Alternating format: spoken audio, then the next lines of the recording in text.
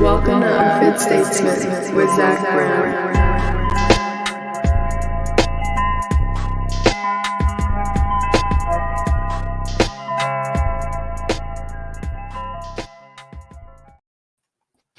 Ladies and gentlemen, welcome back to the show. A guest on a whim. These are the best times.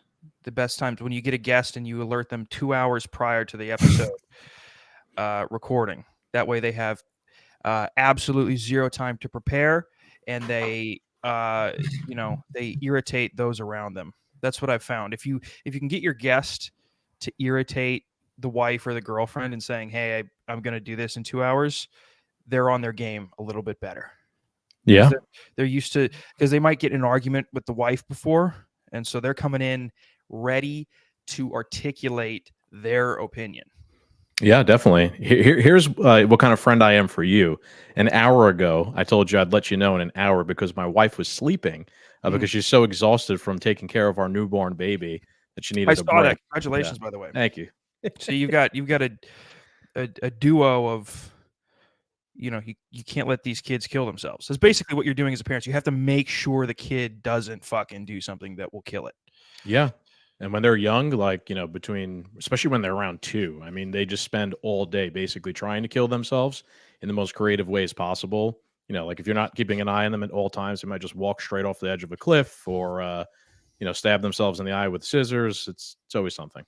It's like, they have the strategic survival skill of like Israel, where they're like, it's like they're doing everything they can to make everything around them kill them.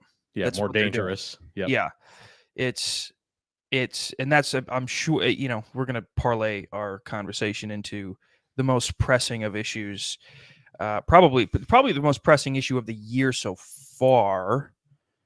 I listen, if you don't know, folks. Well, actually, do plugs first because I will forget. Yeah. So I'm Scagz. I'm from the Two Doomed Men podcast. My co-host is the captain. He's not here today, so it's just me, Ryan Solo, with Zach. If you want to check out our show, it's Two Doomed Men podcast. You go to linktree.com/Two Doomed Men. We talk about politics, culture, society. We review stuff like guns, booze. We do in-person episodes with the boys. We're going to be doing a 420 special coming up next Saturday. So we do all sorts of shit. It's a good time. I will put the link to the link tree in the bio, folks. So get over there. Iran they're having a little fun right now. If you don't know, folks, they have deployed a few military projectiles toward Israel, most of which were eaten up by the Iron Dome. I think a few landed. And now everybody's just on the edge of their seat, waiting to see what Israel is going to do. So far, the updates have been that Biden has had conversations with Netanyahu saying you shouldn't. But then there's conflicting messaging saying Netanyahu is indicating that they absolutely will retaliate within the next 48 hours. I don't know. People believe that this is the potential kickoff for World War III. I say no, but what say you? Of course, it has a potential to kick off into World War III. I don't think it will, though, just because of the way that Iran carried itself during their attack on Israel. Like, they told the U.S., here's what we're going to do, and basically, like, stay out of the way so we don't strike any of your stuff by accident or anything like that. They didn't strike any U.S. targets during this attack. My guess is that it wouldn't lead to it, but obviously it could. Yeah, I guess the only thing it could turn into is, Russia they fund Iran. We fund Israel. If Russia and America choose to approach this as a proxy war for themselves, then this could turn into something not so great. But Russia's already in a war, and I don't think Putin wants to have anything to do with this in particular, this conflict. I don't think he particularly wants to be in the conflict that he's in. He's already expressed his his hesitancy to not even hesitancy, just unwillingness to get in a war with NATO, because he basically came out and said, "Listen, I don't have the firepower to beat NATO. That's insane. Why would I get in a war with NATO? That's crazy. That's the most crazy thing." And he kind of that, which kind of discredits all of the hawkish people here in America, where they're like, he's going to go into fucking Poland. I can't tell you how many times I've seen them make that comment. I literally have just on standby the clip from his interview with Tucker Carlson where he was like, I'm not going to go into Poland unless Poland attacks us first. And I'll just like leave that as a comment under people's tweets or whatever it is. And on the bright side with the World War III stuff, I saw Alex Jones tweeted. He made me laugh. He was like, hey, he was saying, like, on the bright side, world wars are the only ones we tend to win. So there we got that working for us. That is true, but I enjoy the World War. Did we enter World War I late too? We did. Yeah, we were fence Yeah, sitters. we're the closers. We're the Mariano Rivera's of the World Wars. We come in, we throw heat, 20 pitches max, get out. Yeah, we're like the That's our Lannisters role. from Game of Thrones. They sit on the fence to the end, see who's going to win. When when one side has tipped the scale to the other, then they usually join in and give the final blow. Yeah, definitely. Yeah. Russia's the star. They go 150 pitches. Yeah. They go 150 pitches, 7.5 innings, and then England, they can be the reliever, and then we're the closer. That's kind of except this time, unfortunately, we don't have a country like Russia on our side to just to lose 100 million people. Absorb bodies. How Yeah. many people they lost. Dude, And, that's why they fight every war, too. They just throw people at the problem until they win. And they just have so many people. They lost, fucking 20 plus million people in World War II. And then afterwards, like with the whole, Gulag Soviet Union situation, that's estimated they lost like another 60 million throughout that whole debacle. I mean, Jesus, that's like 80 million people in 50 years. It's crazy. It is crazy. I know that. I mean, probably on both yours and my show, we've probably extensively covered the, early 20th century communism and what it did. I haven't really. I've given a brief overview as to what it is, but I've not. I'm not going to read the Gulag Archipelago. It's a bit thick for me. Okay, I can't even read his last name, Solzhenitsyn. Be respectable, like the Jews in Hollywood. Change your last name to something a little bit more easy, can roll off the tongue a little bit better. Have some fucking respect for the reader. And then in China, obviously, so it's funny to think about post World War II, and the geopolitical social dynamic. So in China, you have communism that's still killing people. In the Soviet Union, it's crescendoing to a apex of killing people, and then in America, we're rolling right into the 50s, and just everybody's driving a car, everybody's middle class, everybody's a lawn, everybody like it's amazing to see the dichotomy of cultural and economic trajectory, and how, because when you think about it, America almost had it peaked almost in that era. Riding the high off the war, definitely, yeah. Yeah, and so it seems like, at the very least, Russia is they had a slow, kind of rocky, but slightly upward trend, and we had a slightly slow downward trend, and then 2000 hit, and then we really started going, and so now we're met here, and we're at the same, we're intersecting right now. I still think China's below us both, because I think China is overplayed in American media. Their economy, I think their economy is horrible. Yeah. And I don't think anybody in Chinese culture, any middle class or lower class people, have any real respect or admiration for the political system that they're living under. I think they just have to. So it's just funny because, and I guess, I don't know, is Russia on its way up? I have no idea. I guess I don't know. It's an interesting thought, just in terms of like how societies go. I do think you're right. We're at a time where there's definitely more parity between like the powers of the world as there used to be. I think that has to do intrinsically because we've overstretched everything we have the past 20 fucking years. You know, what is it, 30 billion in debt, all the wars, cultural erosion here at home. Meanwhile, if you compare that to Russia, they seem to be much more, I don't know, culturally sound, based on some sort of traditional They're a bit values. more They have uniform. and all the acts like the sanctions and things that were done against them kind of backfired and forced them to make shit themselves, and they've done so. That's a good thing, and I don't think it played out the way they thought it would.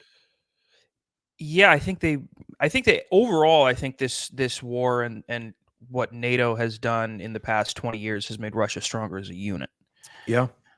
I think there's more acquiescence to political goals and cultural goals. The West became very obsessed with diversity, and diversity is neither good nor bad inherently. It just depends. Right. So if you have a diverse group of people and each individual person has a different goal than the other people, not much is going to get done, which is kind of what we're doing here in America. If you have a diverse group of people that they're diverse in their skin color, but they all have the same goal, things will work out pretty well, generally. It depends on, so again, diversity, and Russia did not give a shit about diversity. They do not give a fuck about it. And it I don't want to say that it shows a negative correlation between culture and diversity.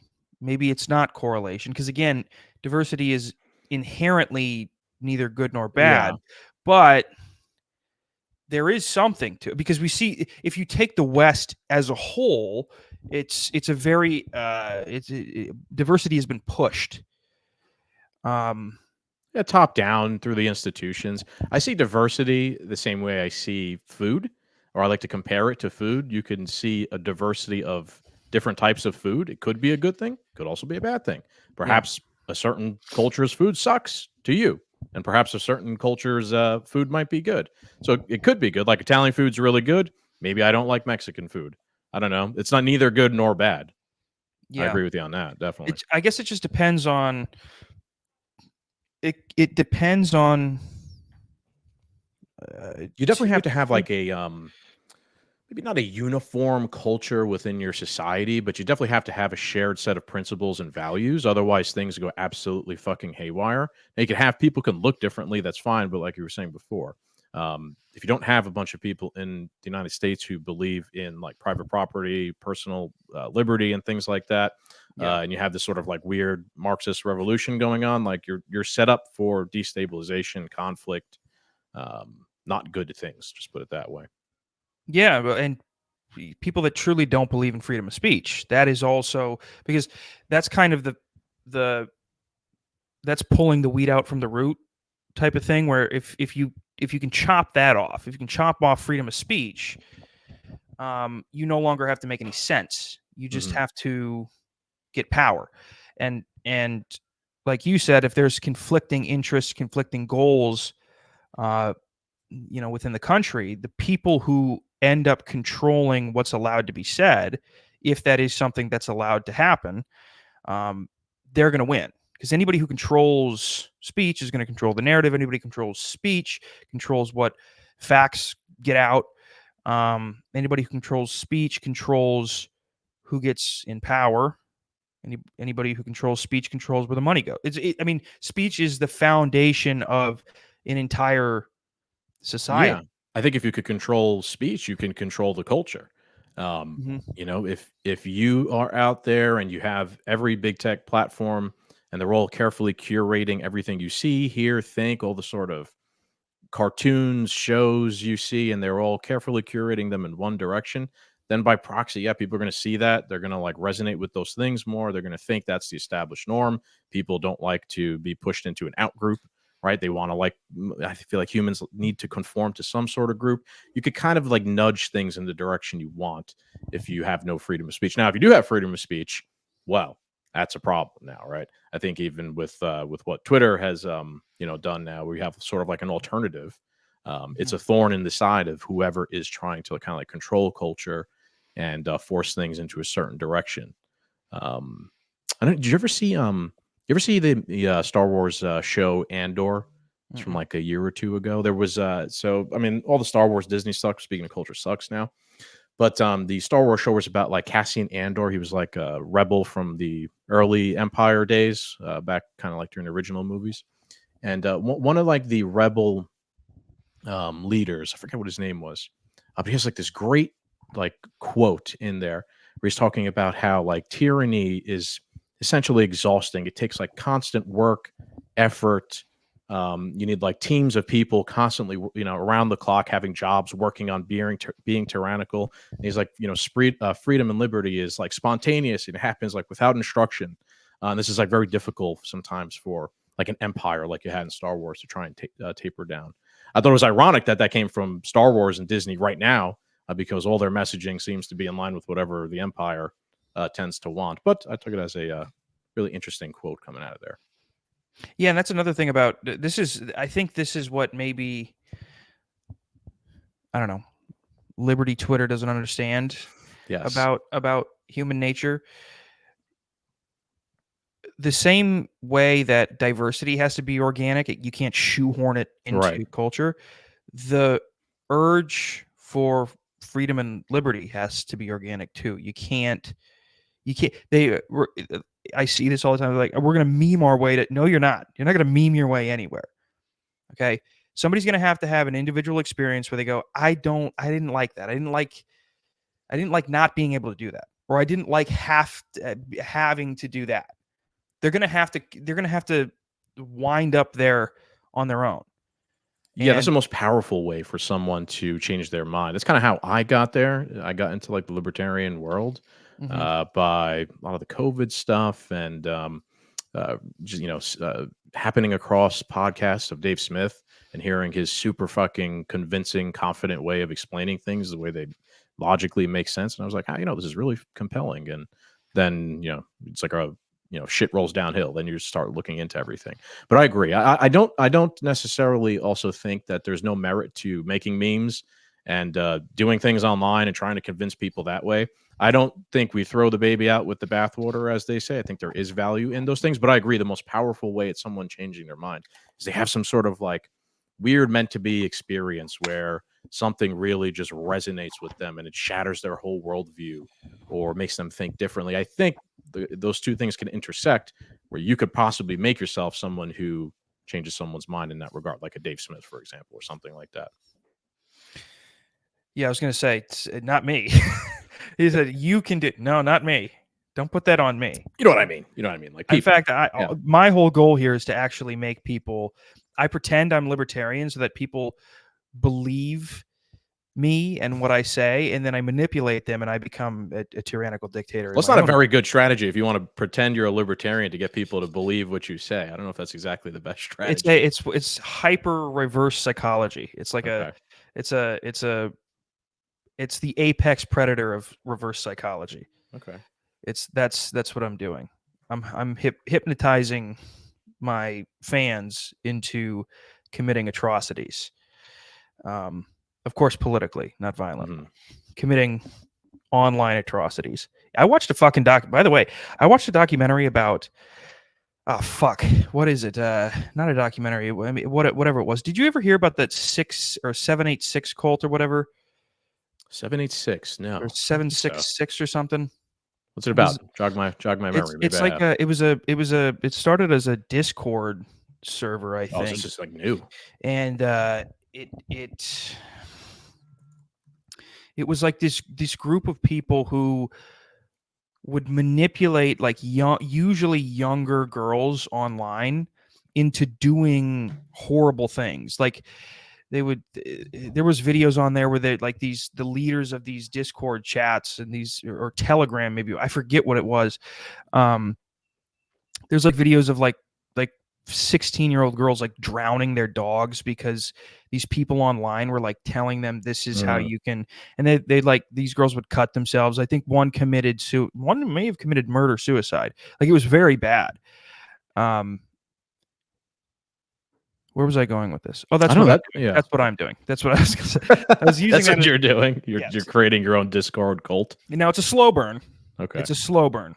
It's No Country for Old Men of online cults. That's my podcast. It's a Yeah, I like it. no music score. You're not gonna be fired up, but I guarantee you, 45 minutes in, you're gonna go, holy shit! There's a head in my closet. Yeah. What the fuck have I done? I need to throw some puppies off a bridge. I've got Like that. Yeah. I've got a bag of 6 Dachshunds that I stole from the Upper East Side of New York, and they're going over the fucking Tappan Zee. Actually, now it's the Mario Cuomo Bridge. Oh God. Thanks to Chris Cuomo. Although I will say I do enjoy that bridge. It's a nice bridge. Yeah, it's nice for now until a barge hits it and it goes underwater again or something like that. Yeah, they're renaming it something else now. They're not. Thank God. It's not going to be Francis Scott Key. That's what it was. That one, the one that fell. I see. Oh yeah, yeah. Probably gonna be like the George Floyd Memorial Bridge or something like that. In the political climate nowadays in that area, especially. Yeah, there was definitely something symbolic. I didn't know. I didn't really think there was any conspiracy behind that. I thought it was probably just an accident. But I definitely did think there was something symbolic about it being the Francis Scott Key Bridge just collapsing. Yeah, just like a representative of what America is like right now or going through at the moment. Things are just completely fucking collapsing. You know what? I think it's funny, but it's not good strategically. Every accident, every plane crash, anything. The boat drives into the bridge. Right-wing influencers go DEI higher, and it's like that's really not the way. You know that, right? Like that's not hell. You know that nobody's reading that and going, yeah, we should. Anybody who is for DEI doesn't go, yeah, maybe I should rethink DEI after seeing that tweet. No, that's not. You're I guess you're trying to be funny, but you're not being trying to funny. be a little bit edgy. Yeah, I see. Like myself personally, like there definitely is crazy shit behind DEI. I remember a while ago, someone, one of the right wing Twitter guys, shared just like a picture of like a black pilot, and they were like, "Oh, why are you going to be comfortable flying on this plane?" And I'm like, you're just kind of doing the same thing that they do, like leftists do. You just like. I don't know anything about that guy. It's just a photo of a person. It's fun. There was a video I saw where there was a guy going up to girls, to women, and he was asking them, who would you rather be alone with in the woods, a man or a bear? And then of course all the women are like, bear. Men are dangerous. A bear. Men are more dangerous than a bear. A bear's not going to rape me. A bear. And it's like that. It's like. Mm-hmm. Well, that's also just an example of how people are so detached from reality and especially the natural world. A bear will fucking eat you while you're still alive. That's how confident a bear is in its ability to not have its like whatever it's preying upon be stolen from it because it's kind of like the apex predator usually in its region. Although if you send a pregnant woman who doesn't want to be pregnant out into the woods with a bear and she eats her stomach first, that's technically an abortion and that's pro-choice. Yeah, she'll be celebrated for that one. Yeah, it's the same thing though. It's like. Oh, a black guy flying a plane? Okay. It's like, well, yeah, I mean, we are I hate to not be anti-woke for a second, but it's 2024. I'm sure a black guy can fly. Yeah, I can fly a fucking plane. Yeah, exactly. What the fuck are you talking about, dude? That's if you write like a long, nuanced article where you cite how this guy got his job through some program and he's had a poor safety record, okay, yeah, like that's fucked up and we don't like that. I don't like that idea of just, you're seeing that especially right now around the whole Zionism thing, where they're just literally woke leftists. If you criticize anything that the government of Israel does, I mean, you could copy and paste, just like remove the person's name and put some blue-haired liberal on it, and you wouldn't tell a difference whatsoever. It's just, I don't know, it's so lazy and just wrong. It's boring. Dumb. No one learns anything from it. It's just noise. Really fucking stupid. I'm curious to know what the political discourse around Israel is in other countries because we know what it is here. It's again, you said it's boring, it's redundant, it's cyclical, it's always, it's you hear the same shit every time. Yeah, like if you see like Tom Cotton, if you see his tweets, I it's like, oh, saw, I'm they're pretty just like, sure, yeah, yeah, like he's just saying the same thing a different way all day yeah, long, and it's just like, are they like writing that for you? Like, what even is that? yeah, and then it's the same it's the same tactics to combat it too. It's like, well, I don't think Israel should fucking bomb a hospital. They're like, well, anti-Semitic, no? It's the same. It's the same thing. It's just it happens every Yeah, single time. So I'm wondering, like in India, what is the what about Afghan? Well, I know it's gonna happen in yeah, Afghanistan, yeah. but like like what about Eastern Europe? That's interesting. What about Belarus? What I, about I have a Romania? feeling I'm friends with a guy from Pakistan, and I've talked to him about this whole issue, and he has a very fucking nuanced view of, and he's not like in the Twitter world or really like up on the political realm of current events in America right now, but like I talked to him about this whole scenario. He like knows his shit about like the Israeli government, and he tries to take a nuanced view. Just because he's Muslim and from Pakistan doesn't mean he hates Jews or anything like that. I think they do definitely. I think we take for granted other countries that, I don't know, just because they're poor and brown, they can't have a nuanced take on whatever's going on in the world. That's basically how I've lived my life. Yes. Yeah, I guess so. Or like, even I've been thinking about this. Everybody's like, oh, if we don't, like we could use for example Israel, like if they don't get rid of Hamas, or like if they just give them the Palestinians equal rights or a state, that they'll just probably like come and attack them years later or something like that. Yeah, but maybe they won't though. Maybe like if you actually operate in good faith and try and hash things out, like people are smart enough to have a nuanced point of view and be like, okay, like we're gonna let bygones be bygones and move forward that way. It's not like that's never fucking happened before in the human history. It has many Yeah. times. Yeah. I think especially those white Muslim countries, those fuckers, they seem to have moved on quick. Like Albania. And Mhm. Yeah, like what Armenia or whatever, the Armenians, like the white Muslims, they seem to have went, okay, yeah, my dad's not here anymore, but I'd rather not fight. Let's cool it. Let's just eat flat bread and Yeah. spices. Um, They went through fucking bloody years of war, NATO led, civil war yeah, and whatnot there. So they probably just don't want to do yeah, the that shit color again. Yeah. revolutions, right? That's what it was called. Yeah. They got like a period of quiet where everybody kind of forgot about them. They're like, all right, we're good. We're just gonna like sit this out and not really draw any attention to ourselves. Yeah, I mean, my viewpoint is at this point, I've said this. I've said two kids fighting over a toy and they refuse to work together. You take the toy away from both of them. Okay, let's send in let's let the atheists take over and fucking ruin it for both of them. That would, I tell you what, you want to establish a common enemy for the entire globe. Let the atheists take over the Holy Land and just deface it, and then go, everybody's gonna go, oh, I fucking hate them, and they're gonna go, yeah, I know they're doing that to the mosque. I'm Jewish and I hate Muslims, but God, I hate what they're doing to that mosque. And then Yeah. everybody goes in and they kill all the atheists. They open up like a Starbucks on the Temple Mount next Yeah, next to Al-Aqsa Mosque or something like that. Yeah. yeah. I tell you what, if that's the next stage for that, like let's make the Holy Land into the new Brooklyn, Williamsburg. Let's listen, Gentrify, yeah. Bethlehem and Jerusalem, Williamsburg. Bring all the white people with braided belts and they roll up their pant legs where their ankles show. Bring them over there and let them do their thing. And then watch the whole world rally around both. And then the aftermath, it'll be a bloody massacre of all of the hipsters, unfortunately. But I think that's a loss we're willing to take. I think you'll see a mending process post hipster massacre circa 2025. There'll definitely be like a spike in tensions. That's kind of almost to an extent. I know we're joking around, but that kind of is what's happening a little bit. One of the things you'll hear people in the West Bank complain about the most is like there's these, guys from Brooklyn who show up and be like, yeah, it's my house now. Get lost. There's nothing you can do about it. I've told this story before, but it's pertinent now, so I'm going to say it again. There was I was in a heavy Jewish area in New Jersey. This is a few years back, pre-COVID, and it's a very wealthy area. And I was talking to somebody, they were Jewish, and they said, oh, we're moving to Israel. And I go, oh, where? Tel Aviv? It's the only fucking town I know there. And they go, no. And I was like, oh, where? And they go, oh, like,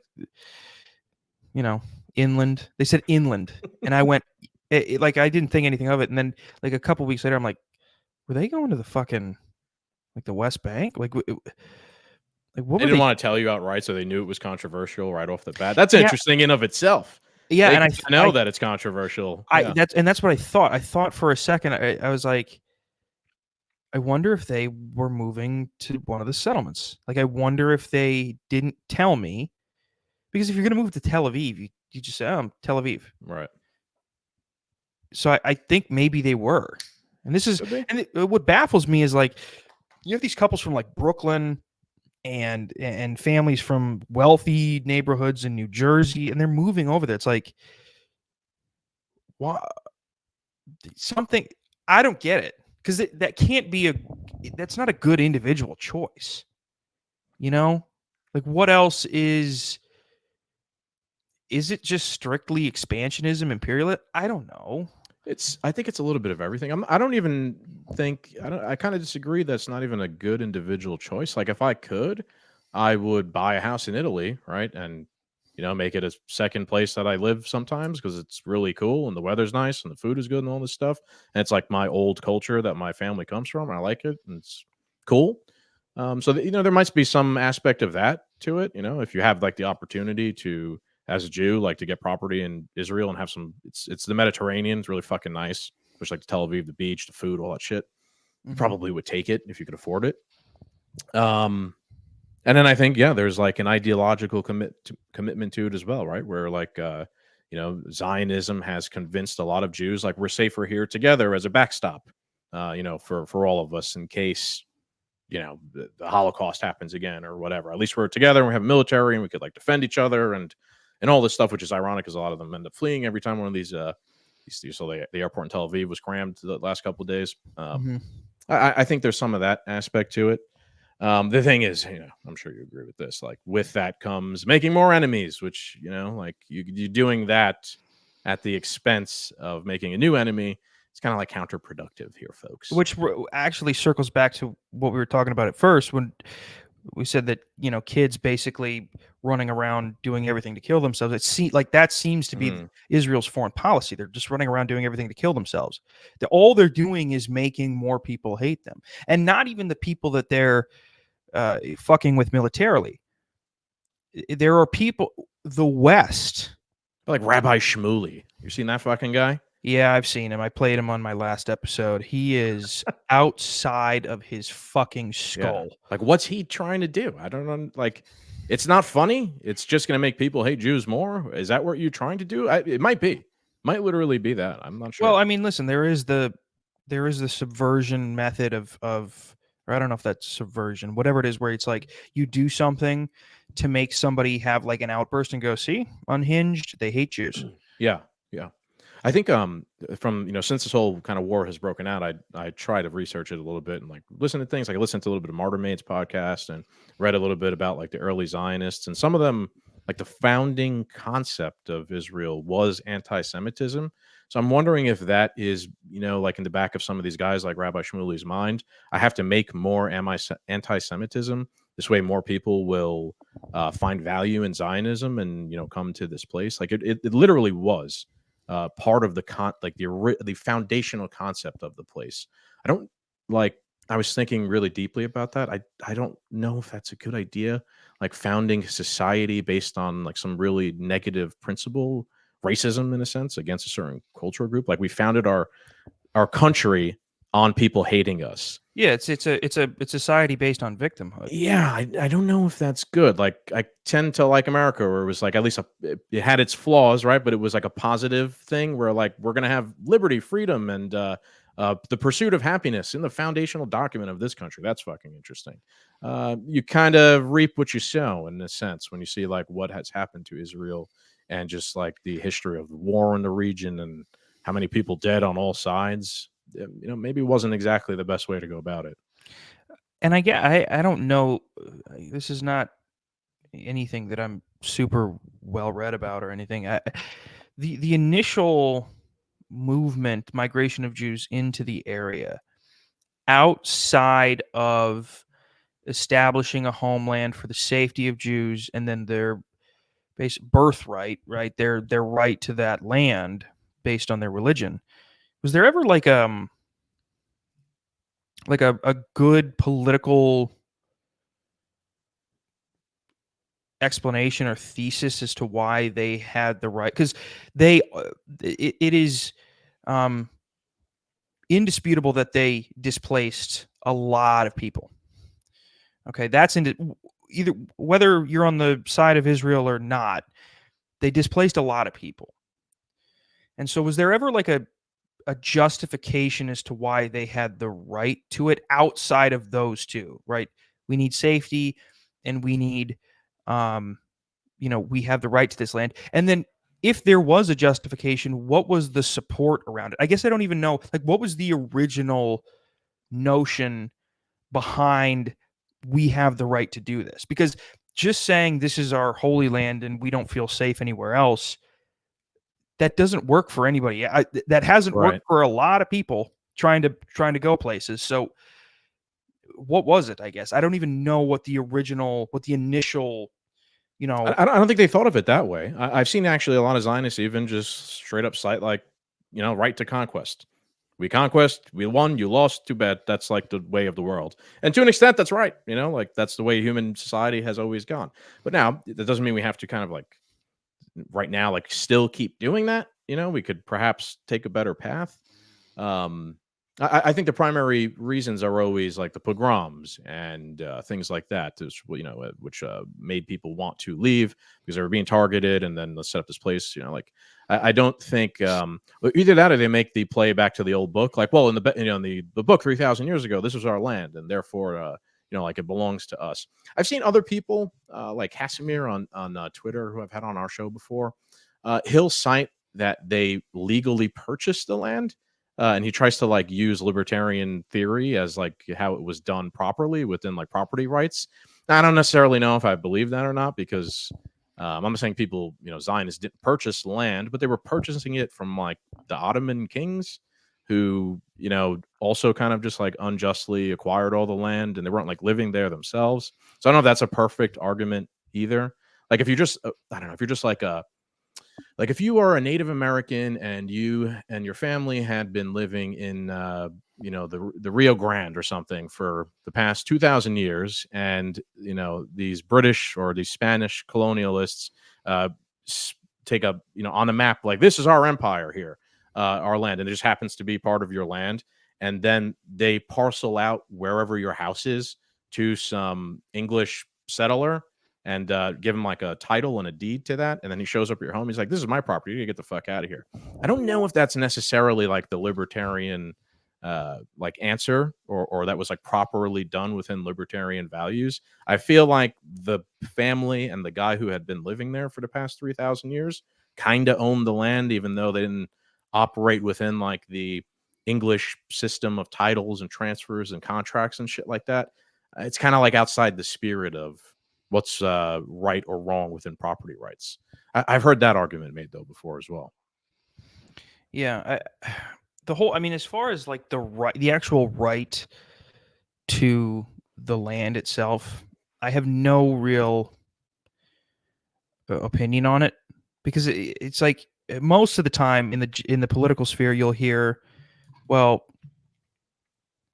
it's like a who was there 1st Mm-hmm. kind of thing. And then, well, that begs the question. It's like, what do you mean first? Like, right. Who was there when they showed up first, or who was there like truly first? Because Judaism was a religion before Islam was a religion, and they were there before Islam, obviously. But then, they weren't there for a while. When you start the clock. Yeah. You can make the same argument for the Native Americans. I'm sure many American Zionists wouldn't agree with that we should give the land back to the Native Americans because they were here first, right? So kind of contradictory. Yeah. Well, it's like, particularly where I'm from, the Black Hills, it's a very, it's supposed to be the Lakota Sioux, their land, but they took it over from, I read it. I forget now, but there was like they took it over from someone who took it over from someone who took it over. It was like 6 tribes before them, and it's like, so again, yeah. Where's the line? Like when do you hit the stopwatch and start? It's like I don't know.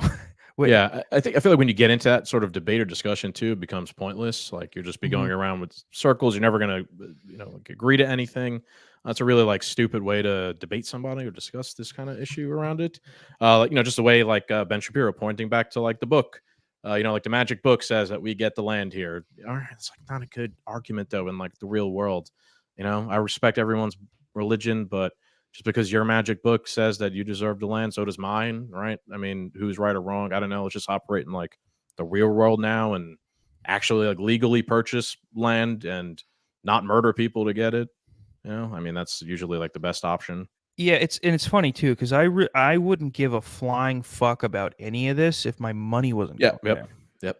I I'm not wouldn't gonna say I shit. wouldn't care. Like I generally care about humans being Yeah, I don't like to murdered see it. in I don't like war. those videos that I see where there's a fucking baby with a leg missing. Yeah. That's tough, but Or like what is it, like Armenia and Azerbaijan are also having like a beef right now where like a lot of them are getting killed on a couple every flares up every once in a while.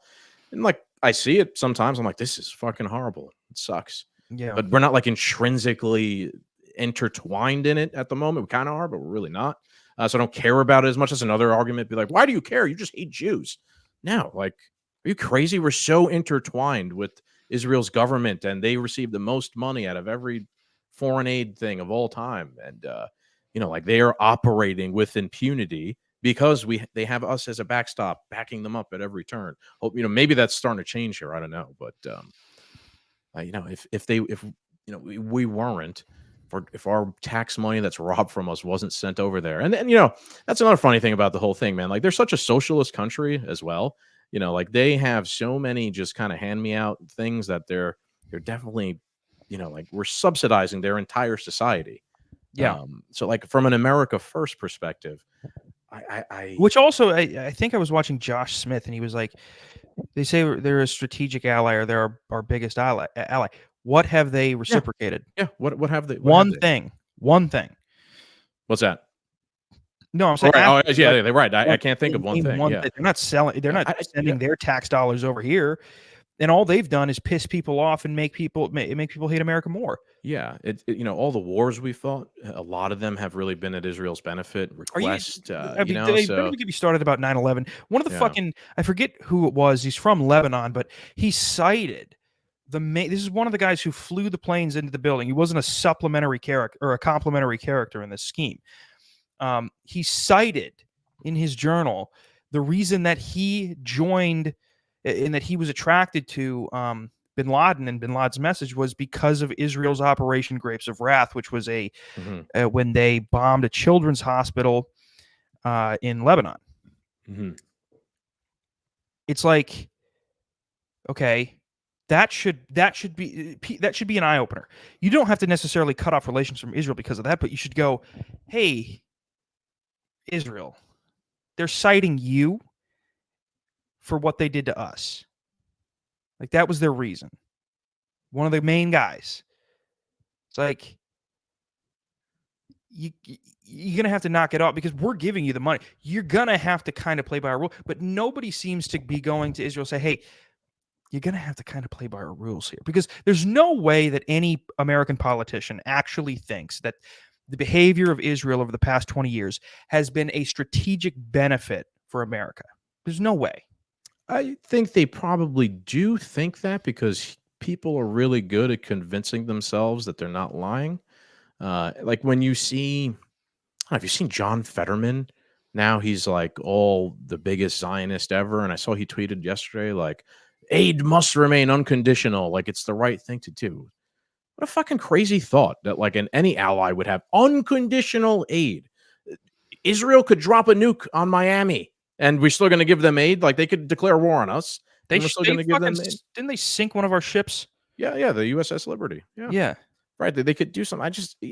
I always think like, is it they're just like, like we were saying, like, do they know it's wrong and they're just whatever? I'll just lie because that's part of my job and this is how I make my money. Or is it that they're lying to themselves and convincing them, like they're awake at night and they're twisting themselves into a million different ways? Like, well, here's why we're right, and they're like drank the Kool-Aid to a certain extent. It might be a little bit of both. What do you think about that?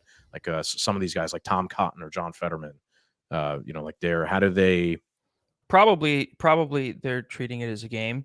Probably they remove their morality and individuality completely, and they think about it as a game. When you don't when you're playing football and you're playing safety and a slot receiver comes over the middle, you don't go, I don't want to hurt him. No, you level him. Right. I need to make him fucking drop this, but I need to force a fumble here. Right? It's a crucial point. Mm-hmm.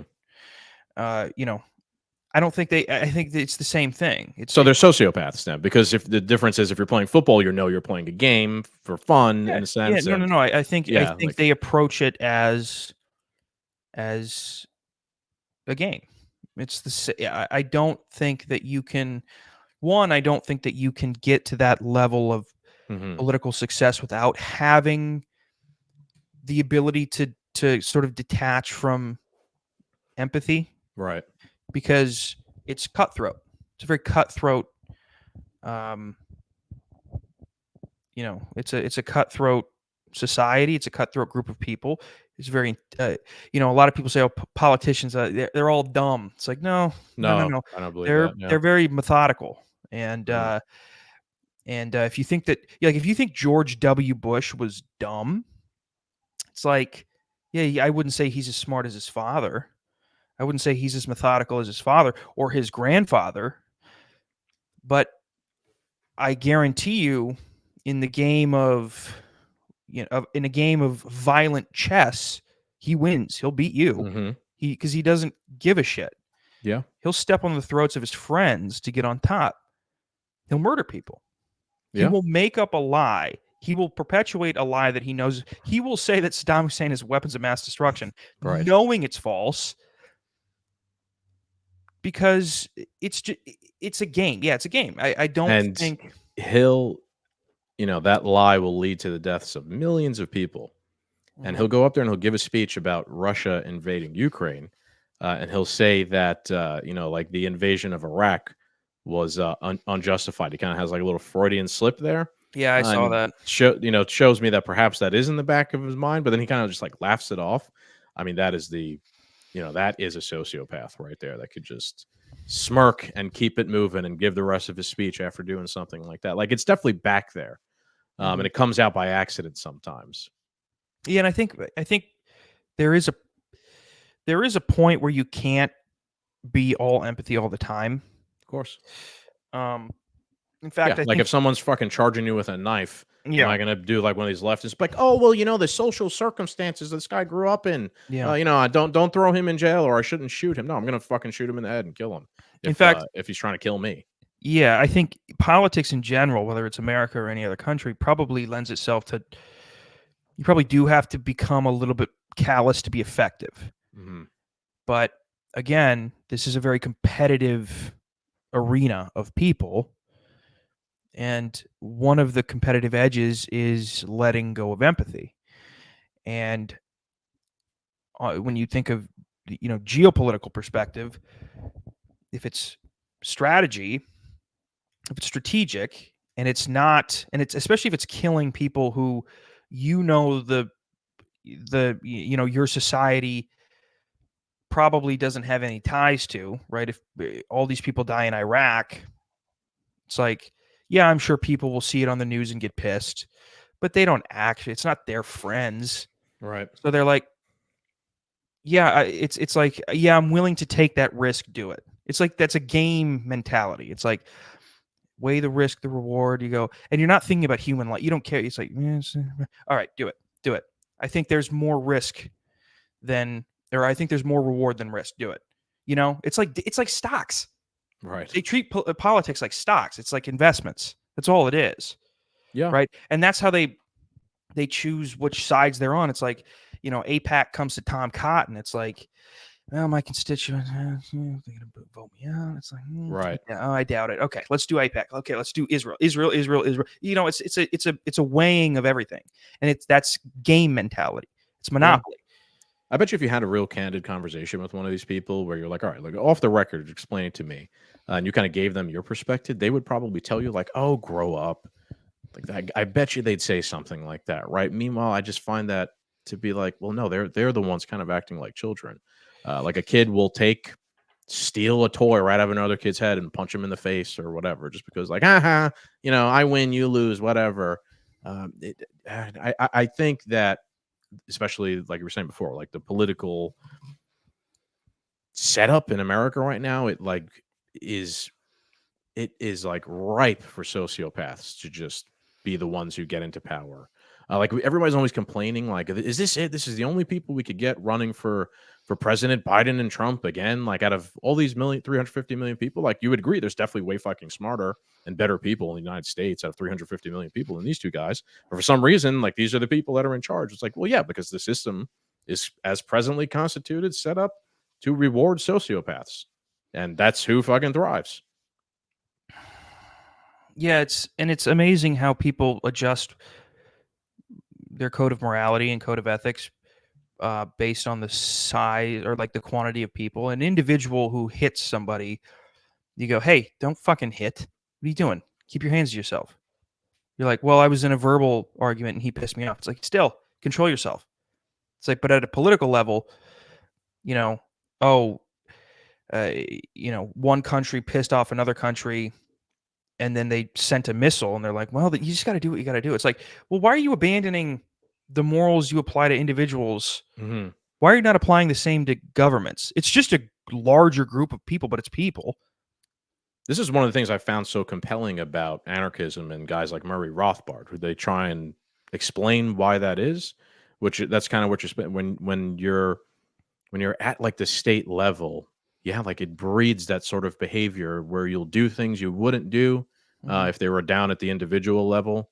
That's why I find these things so compelling, and I've really taken them on to kind of be like a philosophy to try and live your life by, or to think about things using that philosophy. Try and keep yourself grounded in this sense, so you don't become one of the monsters that you don't like. I just think like the national status system breeds that sort of shit. It really does. You can't I don't know. We have so much data over the past 200 years, even more, since states have really been established, in human society. They've been states for a long time. They all behave that way to one extent or another.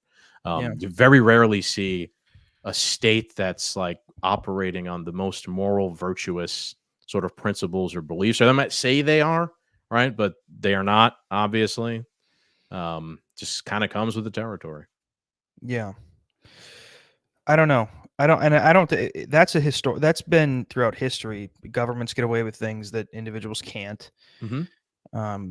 And for whatever reason, there's this thing inside of humans, seemingly, where at an individual level, we have a wildly different moral code than we do when we're judging an entity that we, perceive as a governing entity, an entity of authority. Maybe it's the fear of having backlash from speaking out against that entity because they have authority. I'm sure there's a lot of variables that go into that psychological inconsistency, but there is just a massive fissure. And I guess, and I'm not saying I have perfect consistency of morals from an individual level to a government level. I don't. You could probably question me. You probably shoot me 3 questions and you could find the inconsistencies, but it's like, I mean, some people, it's just, and some people wouldn't even understand that thought. They wouldn't even understand that idea. Right. Yeah. And I think that's probably the biggest thing. It's like, at least you and I go, yeah, I have different, and I don't know why, but for whatever reason, I judge an individual differently than I judge a government. And I don't know why. There's something, but some people go, I don't even know what you mean. That's like, you can't even compare the two. It's like, well, it's just a bigger group of an individual. It's just more individuals. It really, man, like the red pill, blue pill thing rings true. Like to some extent, we've been red pilled, and we for whatever reason we might have been more susceptible to or curious to the point where we figured this kind of shit out, or we just thought about it Because we're critically. alt-right Nazis? Yeah, I Yes. guess so. Yeah, it makes Yes. us more more that way. But some people just have not thought of it that way. They really haven't. And I think the general population is conditioned, from the moment you go to fucking kindergarten to college, raise your hand and put it over your heart and say the Pledge of Allegiance to the flag. I had on Andy Coons, this death metal anarchist guy, and he was talking about how we were talking about how it's the most religious behavior. If you took some of these actions, the state kind of ingrains in you from youth, and then what it teaches you in the history books and things like this, and then as you get older, maybe you are just a curious mind and you just kind of question the whole framework of everything you've been taught and thought about your whole life. Most people never do that, though, for whatever reason. I guess it's because they've been conditioned not to do that. It's cultish. Yeah, it is cultish. And again, they're not fucking training people to be critical thinkers in school. It's the George Carlin thing, right? They want people smart enough to operate the machines, but dumb enough not to question why. Boy, is that fucking true. Yeah. Well, I tell you what do you think about this gentleman? Is he a critical thinker or not? Yard. Scagz claims he hit a curb and the debris accidentally fell out. It's a little illegal to leave the wood in the street, so what I'm asking is... you don't have to ask me, and I don't take no orders from no woman, by the way. By the way, I don't take no orders from no women. Scagz says he was planning to go back and clean up the wood, but only had $1 worth of gas. So you were saying that you were going back to clean up the wood? Oh, yes. I'm Mr. Cleanup. Okay. I'm not Mr. Clean. I'm Mr. Clean Up. Somebody said and that... I live in Warren, and I'm cleaning up Detroit. Go figure that one out. But somebody said that they tried to yell at you to come back, and you kept going, and it then... must have been a woman, and I don't listen to women yelling. I tell them to shut up. Well, he was quite offensive with his answers. Scagz maintains he just wants to help people remove chunks of wood from their property. I lift them all by myself with nobody else's help. Old guys, disabled guys, black guys, white guys, Polish guys, Ukrainian guys, and guys from Mars also. Oh, okay. Oh, okay. From Mars? From Mars. Yeah, that's where I'm from, Mars. That's a fucking critical thinker. I was right gonna there. say, come on, man. I love that guy. Critical That's thinker or no? Oh yeah, he's a critical thinker. Come on. I love it. I love just the pure fucking stubborn buffoonery. That's what America was fucking built on. No, King George, I'm not gonna fucking pick up the wood. I'm not gonna buy your tea either. I'm gonna throw it into the bay. Yeah, I enjoy. I love when news anchors who have to keep professional. They have to have Talk some about sociopaths. Yeah, and when a guy comes along like that, and he goes, "I don't take fucking orders from a woman," and this woman's like, "Oh," he's like, "What do you?" Can we find that guy? Can we try and get that guy on the podcast? Maybe we'll do. Did it say his name? Let's see if it says. Let's see if we can find him. His yard. Scagz claims he hit a Cabbage. curb and the debris accidentally that's fell that's out. a homework It's a little project. illegal to leave the wood in the street. So what I'm asking is, you don't have to ask. Ihor Stikovich. Wow, what a name! You're talking about Solzhenitsyn before. What about this guy's fucking name? It's even more difficult to pronounce. Well, this name is, I understand why he's saying he doesn't take orders from women, because this is definitely an Eastern European name. From fucking Transylvania. And I don't take or no something. orders from no woman, by the way. Fuck yeah. Oh, God, I mean, it's, first of all, the glasses are fantastic, right? I love those. I love the 2010-ish glasses where it's just, it almost looks like one unison lens. There's no shape to the lens. It's just one block across the eye. It's amazing. And he has some pretty outspoken thoughts about women. However, many may say that's misogynistic, that sex is outdated. However, in his defense, can you blame him when you watch this? Made than a virgin, nursed than a servant, just an appendage, lift to attendance, so that he never lifts a finger. 24/7 baby machine, so he can live out his picket fence dreams. It's not an act of love if you make her, you make me too. So they raised the price of Stanley Cups or something, and these girls are freaking out about it. Apparently this is like a thing where it's like a camp where women go to be. For those of you who are just listening to audio only, it was a group of were clearly fervently pro-choice women smacking sticks on the ground.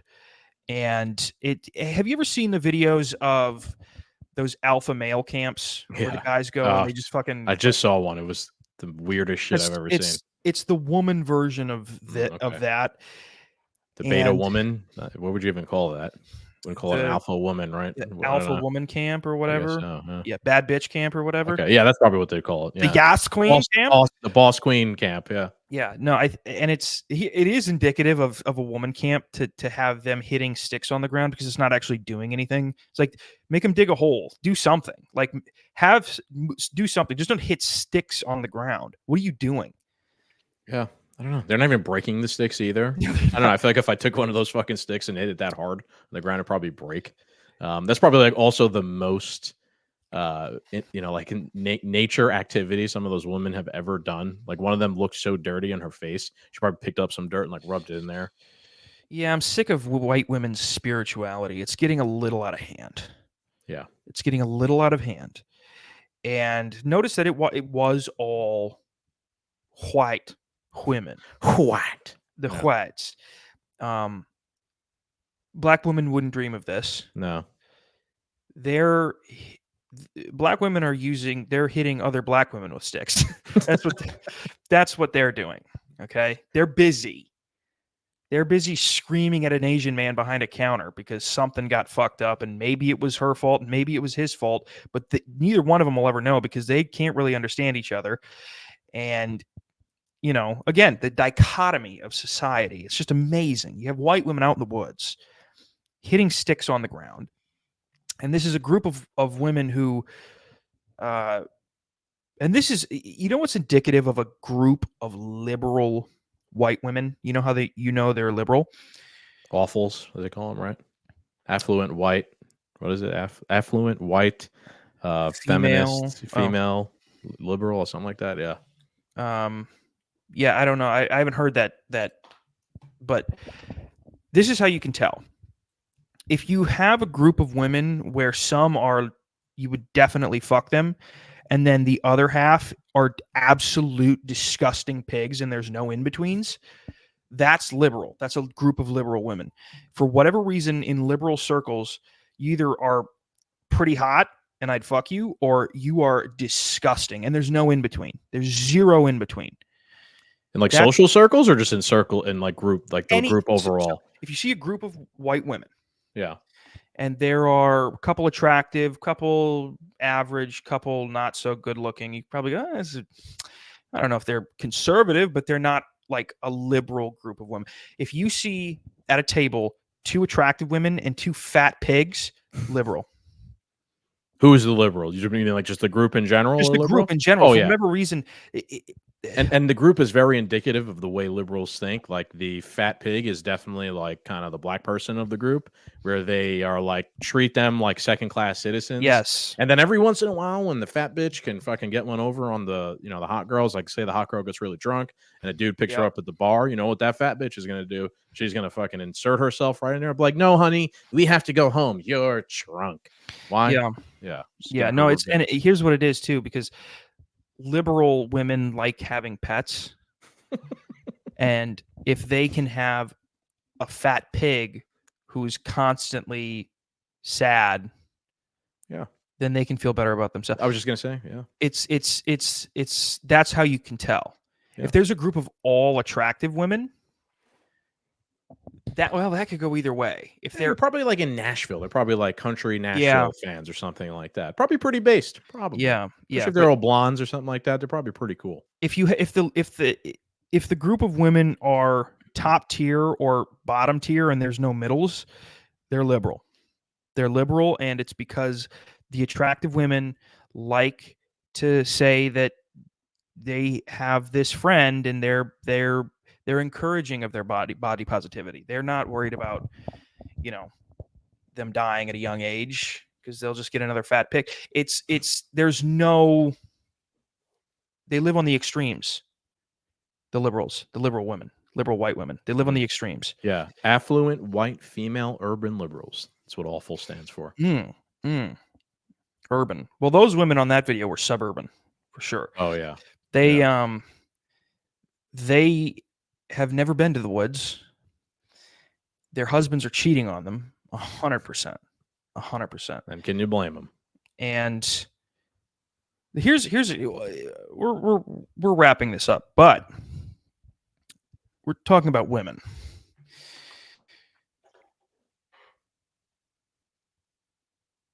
In today's society, I don't want to say possible, but do you think it's probable in any type of large scale that a man and a woman of differing political opinions can stay together? Oh boy, what a question. Yes, but it depends on how far on the Overton window you are on either side. Or maybe not even the Overton window, just how far on the paradigm you are on either side. You could have two people who are plugged into the mainstream point of view, like you could have your Destiny and Ben Shapiro debate, right? Like and that could be portrayed as two opposing sides. Yeah. But you're definitely not going to get your Nick Fuentes and AOC. AOC or something like that debate. That will probably never happen. Yeah. I think it's probably just how much you care. That too. Yeah.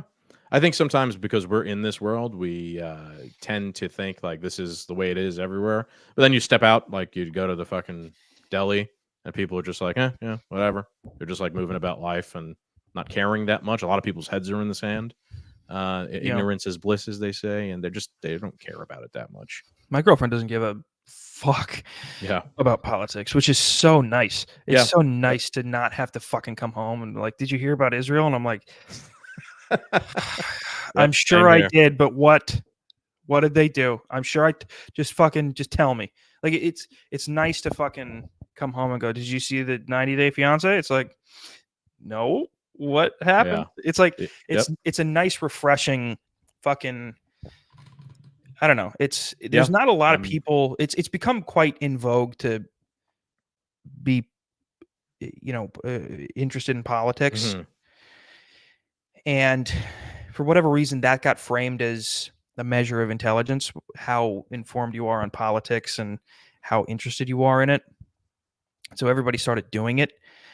And this is how you get where we're at today, where everybody's like, well, I think, and it's like, no, I don't, you don't think. This is the main problem. Mm-hmm. You should stop saying I think. You should say I heard, because that's what you did. You heard something somewhere. You didn't think this up. You weren't sitting on your couch in a dark room with the TV off thinking. You heard it somewhere. Mm-hmm. Stop it. Yeah. Stop it. I think this is also, dude, I think that is not like a coincidence. I think that is honestly related to just how big the government is here. Largest government in the history of the fucking human race.